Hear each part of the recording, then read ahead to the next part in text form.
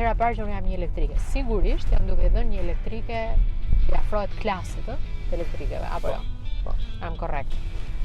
Edhe kur është klasësh dhe janë këto lukset e vogla që duken thjeshta, por në fakt janë everything në përditshmëri. Kam pasi dënë që po të hypësh makina me karburant, ideja e gazit të jep fuqi, ndërkohë që kjo me këtë peshën që ka dhe me këtë ndjesinë që ka e mbledhur, e fortë, e rënd, me start, everything, pas ka shumë të tepër pushtet.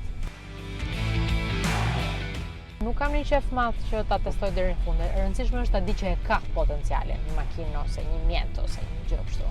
Tjetër që ti frenon më pak, ti ecën shpejt, nuk e semaforë si këtu. Dhe kjo e përkthyer në rrugë më të vashta, më pa infrastrukturë, ti tregohesh realist dhe më tregon mua që është në këtë përqindje. Po, është diku te 480 në total.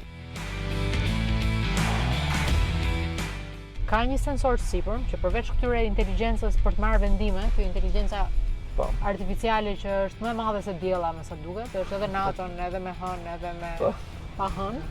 Po më thoshte që shiko, kjo shef vetë më thon, pse shoh unë nuk marr vesh. Ajo shef vetë, më e thon ta shofësh aty dhe ajo tregon vetë se çfarë do të bësh. Thon, nëse dikush para kalon, dikush vjen përpara, ty të ngele një hapësirë ngushtë. Edhe unë e kam njëjtën frikë, po thonë që gratë nga që janë më kujdesshme e kanë më frikë se sa burrat. Dhe kjo të heq ty nga guida dhe fillon dhe merr vendimin vetë se ku duhet kaloj. Të heq ty fare nga risku se si ta menaxhosh ti riskun. Do vi një ditë si do fillosh merresh vesh me makinën më shumë. Se ti mund të shoqërohesh nga një njeri joti që të nxeh gjithmonë kur ecën makinë. Po. Të ngre nervat dhe thot mos aty hyre kështu, pse hyre kështu, ndërsa kjo të qetëson. Thot